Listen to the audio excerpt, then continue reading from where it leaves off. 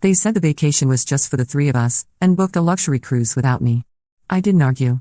I just moved out, changed my number, and sent back every gift they'd ever given me. They came back to silence. My name is Sarah, and 7 months ago, this is the story of how my so-called best friends showed me exactly where I stood in their lives, and how I decided to show them the same courtesy in return. For context, I had been best friends with Emma and Jessica since college. We were inseparable for 8 years, the kind of trio that finished each other's sentences and had matching tattoos. We'd been through everything together, breakups, job losses, family drama, you name it. Or so I thought. The three of us had been planning our dream vacation for 2 years. Every Friday night, we'd sit around my apartment with wine and Pinterest boards, fantasizing about tropical destinations. We had a shared savings account specifically for this trip, each of us contributing $300 every month without fail. By last March, we had saved nearly $21,600 for what was supposed to be the vacation of a lifetime. Emma worked as a marketing coordinator at a tech startup, Jessica was a nurse at the local hospital, and I was a graphic designer at a small agency. We weren't rich by any means, but we were disciplined about our dream trip. We'd even made a pact to stay single until after the vacation because, and I quote Emma, no boys were going to mess up our girls' trip. The first red flag should have been when they started having planning sessions without me. Emma would casually mention over lunch, "Oh, Jess and I looked at some cruise packages yesterday," or Jessica would text the group chat about resort options she'd stumbled upon during her night shift. When I'd ask for details or suggest we all look together, they'd brush it off with "We're just doing preliminary research" or "We'll show you everything this weekend." But weekends would come and go, and somehow we never got around to those planning sessions. There was always something. Emma had a work emergency, Jessica picked up an extra shift, or they'd already made other plans. I started to feel like I was chasing them for information about a trip I was equally invested in, both financially and emotionally. The second red flag was more subtle. They started having inside jokes I wasn't part of. References to things they'd apparently discussed when I wasn't around. When I'd ask what they were talking about, they'd exchange glances and say it was nothing important or just something silly. The worst part was the way they'd look at each other, like they were sharing a secret I wasn't cool enough to be part of. The breaking point came on a Thursday evening in May. I was at my apartment, working late on a project, when I got a text in our group chat from Emma, "Girls. Amazing news. I found the perfect cruise package. 7 days in the Caribbean, luxury suite, all-inclusive. It's exactly what we dreamed about." I immediately called her, excited to hear the details. The conversation started normally enough. She was gushing about the ship's amenities, the ports we'd visit, the spa packages. Then I asked when we were leaving. "Oh, that's the best part," she said, her voice practically vibrating with excitement. "The dates work perfectly for all three of us. We leave next Monday." "Next Monday?" I repeated, confused. "Emma, I can't possibly get time off with less than a week's notice. My boss would kill me, and we have 3 major client presentations scheduled for next week." There was a pause. A long pause. Then she said, in a tone I'd never heard from her before, "Well, Sarah, maybe this trip just isn't meant for you." I felt like I'd been slapped. "What do you mean it's not meant for me? We've been planning this together for 2 years. We have a shared savings account.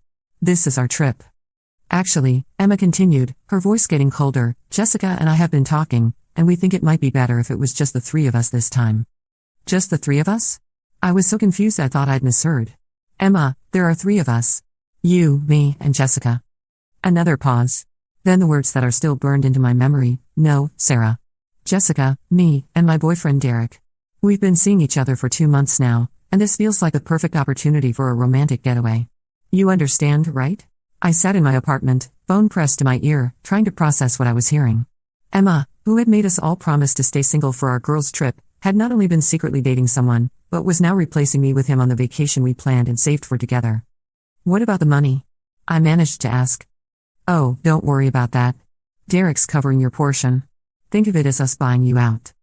Buying me out. Like I was a business partner being dissolved, not a best friend being replaced. "Emma," I said quietly, "we've been planning this trip for 2 years. Every month, I've put money into that account instead of taking vacations with my family or buying things I wanted. This wasn't just about the money. This was about us. Look, Sarah, I know you're upset, but you're being dramatic. It's just a vacation. We'll plan something else for the 3 of us later. Just a vacation. 2 years of dreaming, saving, and planning dismissed as just a vacation." I hung up and immediately called Jessica, hoping she'd be the voice of reason. Surely she wouldn't be okay with this betrayal of our friendship. Jessica answered on the first ring, which should have been my first clue that she was expecting my call.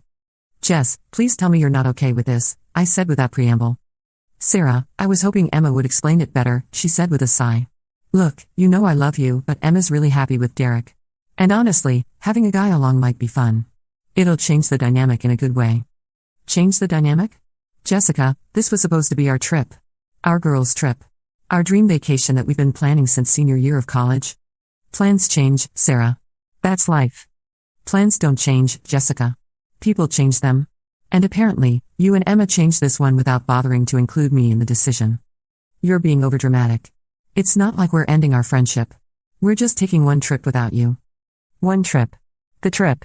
The dream vacation that had kept me motivated through bad days at work and tight financial months. The trip that represented 8 years of friendship and 2 years of careful planning. After I hung up with Jessica, I sat in my apartment for a long time, staring at the Pinterest board we'd created together. Pictures of crystal clear water, white sand beaches, and cruise ship decks filled with happy people. In every image I'd saved, I had imagined the three of us laughing and making memories that would last a lifetime. That's when it hit me. They'd already made their decision. This wasn't a conversation or a negotiation. They were informing me of what they'd already planned. Emma and Jessica had been plotting this behind my back for who knows how long, and they expected me to just smile and accept being replaced. But here's the thing about being betrayed by people you love, it clarifies things remarkably quickly. I opened my laptop and started making my own plans. If Emma and Jessica wanted to show me where I ranked in their priorities, I was more than happy to show them the same courtesy. First, I called my bank and discovered that while I couldn't close the shared account unilaterally, I could remove my name from it and request that my contributions be calculated and transferred to my personal account. Since I had been meticulous about tracking my deposits, I had records showing I had contributed exactly $7,200 over the past 2 years. The bank processed the transfer within 2 business days, leaving Emma and Jessica to figure out how to manage the remaining funds on their own. Next, I started looking at apartments. I had been living in a 2-bedroom place that Emma crashed at constantly. She probably spent 4 nights a week at my place, using my Netflix, eating my food, and treating it like her second home. Jessica was there almost as much. My lease was up for renewal in 6 weeks anyway, so I decided to expedite the process. I found a beautiful 1-bedroom apartment across town, in a neighborhood none of us had ever talked about or visited together. It was more expensive, but it was mine. Completely mine. I put down a deposit that night and arranged to move in exactly 4 weeks, 2 weeks after they returned from their cruise, which would give me time to pack properly while they were gone. Then I did something that felt both petty and empowering. I went through my apartment and gathered every single gift Emma and Jessica had ever given me. Birthday presents, Christmas gifts, random thinking of you items, souvenirs from their trips, everything. I packed it all carefully in boxes, organized by giver. The pile was bigger than I expected. 8 years of friendship had accumulated a lot of gifts. Emma's box contained the coffee table book about travel photography she'd given me for my birthday, the vintage band t-shirt she'd found at a thrift store, the succulent and the hand-painted pot, and dozens of other items. Jessica's box had the jewelry she'd made in her pottery class, the books she'd recommended and bought for me, the cozy blanket she'd given me during my last breakup, and more. Looking at all these gifts, I felt a mixture of sadness and anger. Each item represented a moment when I thought our friendship was real and mutual. Now they felt like props in a relationship that had apparently been one-sided. I wrote identical notes to go with each box. Since our friendship seems to have run its course, I thought you should have these back. I hope your cruise is everything you dreamed it would be. Sarah. I arranged for the boxes to be delivered to their apartments on the Tuesday after they left for the cruise. Emma had mentioned they were leaving on Monday morning, and I confirmed this by checking Emma's Instagram stories the day they left. She'd posted a picture of her packed suitcase with cruise day written across it. I wanted them to come home to a reminder of what they'd thrown away. The hardest part was changing my phone number. I'd had the same number since high school. Emma and Jessica had it memorized. But that was exactly the point. I went to my cell phone store and got a new number, a clean slate. I updated my information with work, family, and other friends, but I didn't give the new number to Emma or Jessica. Finally, I updated all my social media accounts. I untagged myself from years of photos with them, unfriended them on Facebook, and unfollowed them on Instagram, but I didn't block them immediately. I wanted to see their cruise posts first to confirm they had actually left. I blocked them on Snapchat since I never used it anyway. I didn't make any dramatic posts or announcements. I just quietly started erasing them from my digital life the same way they tried to erase me from their vacation. The 4 weeks between my planning and their departure were surreal. Emma texted me a few times, asking if I was still mad and suggesting we talk about this like adults. Jessica sent me memes and acted like nothing had happened. I responded minimally, giving them no indication of what I was planning. During those 4 weeks, I started seeing their friendship, and our entire dynamic, with shocking clarity. It was like someone had handed me glasses after years of blurry vision. How many times had Emma made plans without consulting me, then presented them as group decisions? How many times had Jessica agreed with whatever Emma wanted, leaving me as the perpetual third vote that didn't matter? I remembered Emma's birthday party 2 years ago, when she decided she wanted to go to an expensive steakhouse. I had mentioned that my budget was tight that month, and instead of choosing somewhere more affordable or offering to split my portion, Emma had rolled her eyes and said, "God, Sarah, it's one dinner. Can't you just put it on a credit card?" Jessica had nodded along, and I'd ended up spending money I didn't have rather than being labeled as cheap or difficult. Then there was the time Jessica wanted to take a pottery class, and somehow it became something all three of us were definitely doing together. When I mentioned I was more interested in the photography workshop happening at the same time, Emma had dismissed it with, "Come on, Sarah, pottery will be so much more fun for all of us. You can do photography anytime." I'd gone along with it, spending 6 weeks learning a skill I had no interest in while the photography workshop filled up. The more I thought about it, the more I realized that our decisions had almost always been Emma's preferences with Jessica's immediate agreement and my eventual compliance. I had mistaken this pattern for friendship, when really it was just me being managed by people who had learned exactly how much pushback I'd give before I'd cave. Even our living situation reflected this dynamic. Emma practically lived at my apartment, but somehow I was always the one buying groceries, replacing the toilet paper, and cleaning up after her visits. When I'd mentioned how much my utilities had increased since she started staying over so often, she'd laughed and said, "What are friends for?" But when I'd asked if I could crash at her place for a few days while my air conditioning was being repaired, she'd made excuses about her roommate and suggested I get a hotel room. I started paying attention to how they interacted when they thought I wasn't listening closely. At coffee shops, I'd notice Emma and Jessica making eye contact over my head when I was talking, sharing silent communications that excluded me. They'd reference conversations they'd had without me, then act surprised when I didn't know what they were talking about. The worst realization was about my birthday last year. I had specifically mentioned wanting to try the new rooftop restaurant downtown, had even shown them pictures and suggested we make reservations. On the day of my birthday, Emma had surprised me with plans to go to the same chain restaurant we always went to, saying she'd already made reservations and knew I'd love the familiar atmosphere. Jessica had agreed enthusiastically about how cozy and perfect it would be. I'd spent my birthday dinner smiling and pretending to be grateful while internally feeling completely unseen. As I packed my belongings, I found more evidence of how one-sided our friendships had become. My closet contained clothes I bought because Emma said they'd look good on me, even though I didn't like them. My bookshelf had novels Jessica had insisted I'd love, most of which I'd never finished because they weren't my taste at all. My kitchen cabinets were stocked with snacks and drinks that Emma and Jessica preferred, not me. I had slowly been molding myself into the friend they wanted rather than being the person I actually was. And the most pathetic part? I'd been grateful for their friendship, constantly worried about maintaining it, never realizing that real friends wouldn't require me to shrink myself to fit their preferences. During those 4 weeks, I also started remembering all the times I'd been genuinely excited about something, only to have Emma and Jessica react with polite disinterest or subtle discouragement. When I'd gotten promoted to senior designer, Emma's first comment had been, "Wow, that's great, but I hope the extra work won't make you too busy for us." When I'd started dating my last boyfriend Michael, Jessica had immediately started pointing out his flaws and questioning whether he was really right for me. When I'd mentioned wanting to take a solo trip to visit my college roommate in Portland, they'd both acted hurt that I'd want to travel without them. I realized they'd trained me to seek their approval for everything, to prioritize their comfort over my own desires, and to feel guilty for having interests or relationships outside of our trio. The cruise situation wasn't an aberration, it was the logical conclusion of a friendship where my role had always been to be available, accommodating, and grateful for whatever scraps of consideration they threw my way. The most telling moment came during week 3 of my secret preparations. Emma called me on a Tuesday night, ostensibly to check in, but really to ease her own guilt about the cruise situation. "I know you're probably still upset about the vacation thing," she said, "but I want you to know that Jessica and I were talking, and we're definitely going to plan something special for just the 3 of us when we get back. Maybe a spa weekend or something." A spa weekend. After excluding me from the dream vacation we'd planned for 2 years, she was offering me a consolation prize of a 2-day trip to a local spa. "That's thoughtful of you to consider," I said neutrally.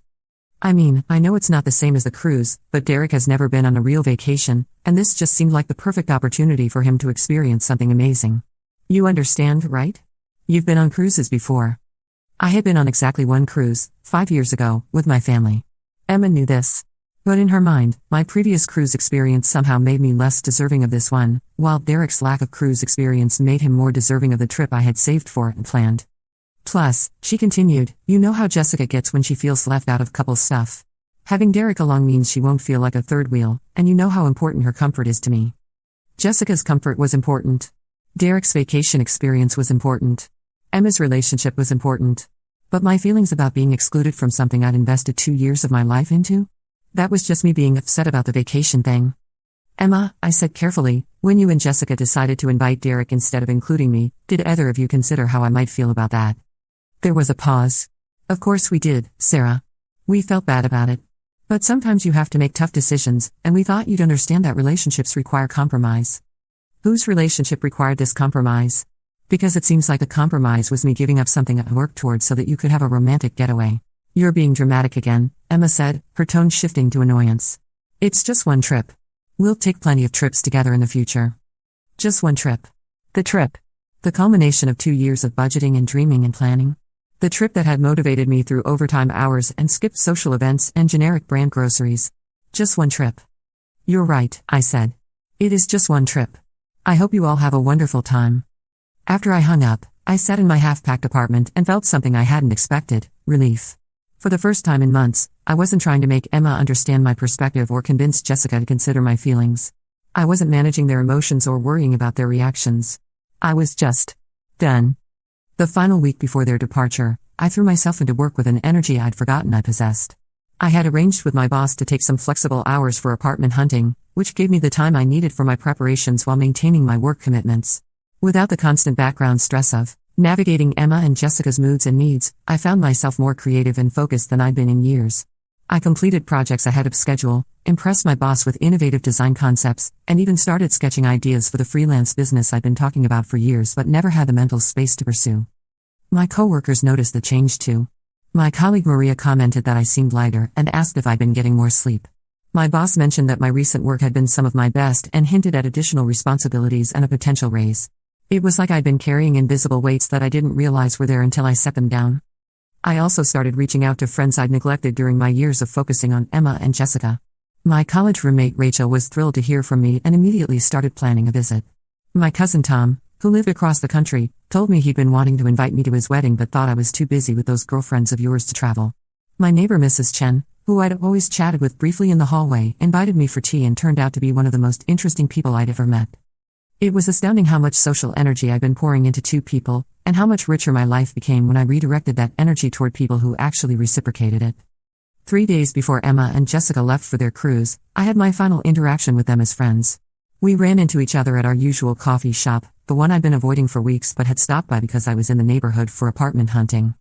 Jessica saw me first and waved me over to their table with a kind of enthusiasm that suggested she'd been hoping for this opportunity. Sarah. Perfect timing, she said as I approached reluctantly. Emma and I were just talking about you. We're so excited about the cruise, Emma added, but we want to make sure you know we're thinking about you too. We even talked about getting you a souvenir from each port. Souvenirs. They were planning to exclude me from the vacation of my dreams and bring me back trinkets as compensation. That's very thoughtful, I said, not sitting down. We should definitely all hang out when we get back, Jessica continued. I feel like we haven't spent enough time together lately. This was rich, considering they'd spent the past month planning a vacation without me and were now acting like our decreased hangout time was just a natural occurrence rather than the result of their secretive behavior. Actually, Emma said, leaning forward conspiratorially, Derek's been asking about you. He's excited to meet you properly when we get back. He knows how important you are to us. Important enough to be replaced by him on the trip I'd planned, but important enough to meet him afterward. The logic was breathtaking. I'm sure he's lovely, I said. I hope you all have a wonderful time on the cruise. We will, Emma said, then caught herself. I mean, we'll miss having you there, obviously. Obviously. Like an afterthought. Like something she just remembered she was supposed to say. I smiled and excused myself, claiming I had an appointment to get to. As I walked away, I heard Jessica say to Emma, see? I told you she was fine with everything. Sarah's always so understanding. Always so understanding. That's what I'd been to them, someone who could be counted on to understand, to accommodate, to prioritize their needs over my own. Someone who would smile and nod when excluded, who would be grateful for souvenirs instead of experiences, who would always be there when they needed me but never expect the same in return.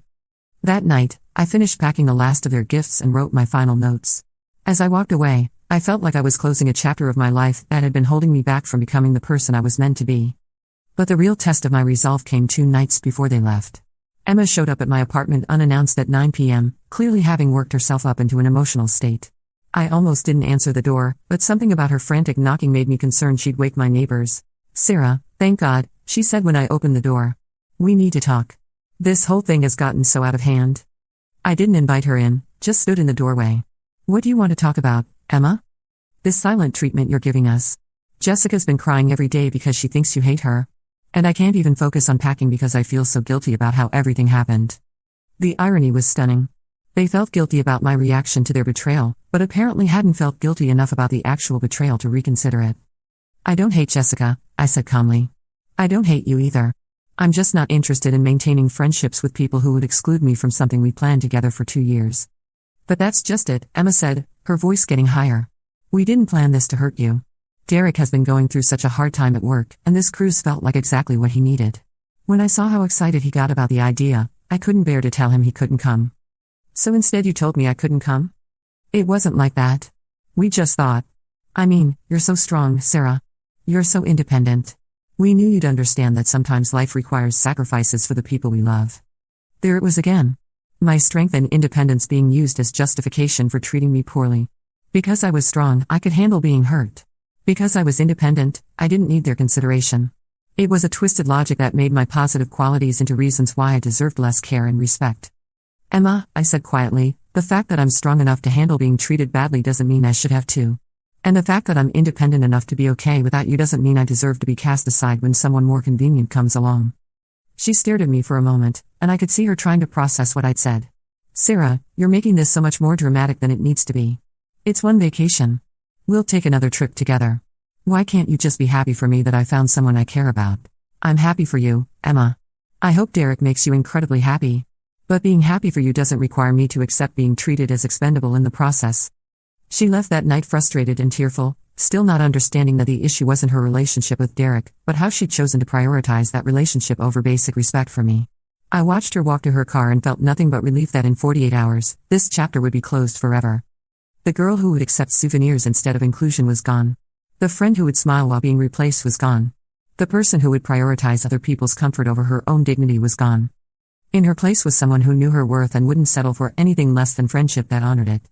The day they left for their cruise, I was at work, but I checked Emma's Instagram story during my lunch break and saw her airport post about starting the adventure of a lifetime with my favorite people. I screenshot that post before blocking her on all platforms that evening. Then I supervised the movers loading my furniture into a truck for temporary storage until my move-in date 2 weeks later. Moving into my new apartment 2 weeks later felt like emerging from a fog I didn't realize I'd been living in. Without Emma's constant presence, I discovered how much of my space and energy had been occupied by someone who saw me as disposable. Without Jessica's drama and need for constant validation, I found a peace I'd forgotten existed. I threw myself into work and discovered I was actually really good at it when I wasn't constantly distracted by friendship maintenance. I picked up freelance projects, started dating again, and began exploring parts of the city I'd never seen because Emma and Jessica had always wanted to go to the same familiar places. The cruise lasted 7 days. On day 8, I got my first indication that they'd returned home and discovered my gifts. Emma tried calling my old number repeatedly. When that didn't work, she created a fake Instagram account to try to message me. Jessica showed up at my old apartment, only to find new tenants who had never heard of me. They tried reaching out through mutual friends, but I'd been careful about that too. I explained the situation to the people who mattered, and everyone who knew the three of us well agreed that what Emma and Jessica had done was beyond the pale. Our college friend Mike actually laughed when he heard the story and said he'd always thought Emma was fake nice anyway. About 3 weeks after they returned, Emma managed to track down my work email address. She sent me a long message about how hurt she was that I'd overreacted to their vacation plans. She said they'd tried to give me space to cool down, but my behavior was immature and vindictive. She wanted to work things out because 8 years of friendship shouldn't end over one misunderstanding. One misunderstanding. That's what she called it. Jessica's approach was different. She managed to find my new apartment building by checking property management websites and cross-referencing my last known employment information, a level of detective work that was both impressive and disturbing. She showed up at my apartment on a Tuesday evening. I watched through the peephole as she knocked and called my name for 20 minutes. She left a letter under my door that I threw away without reading. The mutual friend attempts continued for about a month. Emma and Jessica would pump our college friends for information about me, asking if I'd mentioned them, if I seemed sad, if I was ready to talk. They painted themselves as the injured parties, just trying to salvage a friendship that I was being stubborn about. But here's what they didn't understand: I wasn't angry anymore. I was free. For 8 years, I had centered my social life around people who were apparently capable of planning an elaborate betrayal while smiling to my face. I had prioritized their needs, accommodated their schedules, and assumed their loyalty because that's what I offered in return. The cruise situation hadn't revealed the new side of Emma and Jessica, it had revealed their true priorities. I was never going to be important enough to them to deserve basic respect or consideration. Realizing that was painful, but it was also liberating. 7 months later, I'm writing this from my beautiful apartment that no one crashes at uninvited. I'm in a relationship with an amazing man named Alex who I met through a hiking group I joined after the move. I've been promoted at work and have a freelance business that's taking off. I've traveled to 3 different cities to visit friends and family I'd neglected while maintaining the exhausting job of being Emma and Jessica's third wheel. Last week, I ran into Emma at a coffee shop downtown. She saw me before I saw her, and by the time I noticed, she was already walking over with a determined expression. "Sarah," she said, sitting down across from me without invitation. "This has gone on long enough. I miss you. Jessica misses you. We made a mistake, okay? We should have handled the cruise thing differently." I looked at her for a long moment, this person I'd once considered my best friend, and felt nothing but mild curiosity about why she thought she could just sit down and demand my attention. "Emma," I said calmly, "I'm not sure what you think is going on, but nothing has gone on long enough. I moved on from our friendship 6 months ago when you showed me it didn't mean to you what it meant to me. I'm not angry with you. I'm not punishing you. I'm just not interested in being friends with people who would treat me the way you and Jessica did. But we were friends for 8 years, she protested. That has to count for something." It did count for something. It counted for 2 years of saving money and making plans for a dream vacation that you gave to your secret boyfriend instead. It counted for years of me prioritizing your needs and assuming you'd do the same for me. Those 8 years taught me exactly what our friendship was worth to you, and I listened. Emma's face flushed. "You're being ridiculous. People make mistakes. Real friends forgive each other. Real friends don't exclude each other from shared dreams and call it a mistake when they get caught," I replied. "Real friends don't plan elaborate betrayals and expect forgiveness when the person they betrayed won't play along." I stood up to leave, and Emma grabbed my arm. "Sarah, please. I know we hurt you, but don't you think you're being a little extreme? Moving away, changing your number, returning all our gifts? It's like you want to hurt us back." I gently removed her hand from my arm. "Emma, I never wanted to hurt you back. I just wanted to be free of people who could hurt me so casually in the first place. The fact that my absence hurts you now doesn't obligate me to return to a friendship where my presence clearly didn't matter enough to prevent you from hurting me then." As I walked away, I heard her call after me, "This isn't over, Sarah. We're going to fix this." But it was over. It had been over the moment she told me the cruise was just for the 3 of us, and I realized I'd never actually been part of the us she was talking about. That night, Alex asked me how the encounter had made me feel. I thought about it for a while before answering. "Free," I said. "It made me feel free. Because that's what happens when you stop fighting for relationships with people who've already shown you where you stand. You discover that you can stand just fine on your own, and that the people worth standing with are the ones who would never ask you to prove your worth in the first place." Emma and Jessica got their cruise with Derek. They got their perfect opportunity for a romantic getaway and their changed dynamic. What they didn't get was the safety net of a friend who would always be there no matter how they treated her, because that friend realized she deserved better. Sometimes the best revenge isn't elaborate or dramatic. Sometimes it's just the quiet dignity of knowing your worth and walking away from people who don't recognize it. Sometimes it's building a life so fulfilling that you genuinely forget to miss what you left behind. They said the vacation was just for the 3 of us and booked their luxury cruise without me. I didn't argue, because arguing would have implied that their decision was up for debate. Instead, I showed them the same consideration they'd shown me, none at all. I moved out, changed my number, and sent back every gift they'd ever given me. They came back to silence, and that silence was my answer. Not because I wanted to punish them, but because I finally understood that some relationships aren't worth the energy it takes to maintain them, and some people aren't worth the pain it takes to love them. I hope their cruise was everything they dreamed it would be. I hope Derek was worth losing a friend over. I hope they learned something about loyalty and friendship, though I doubt they did. As for me, I learned that sometimes the best thing you can do for yourself is to let people show you who they are, believe them, and respond accordingly. I learned that you can't force people to value you, but you can absolutely refuse to devalue yourself for them. And I learned that walking away from a toxic situation doesn't make you the villain in someone else's story, it makes you the hero in your own.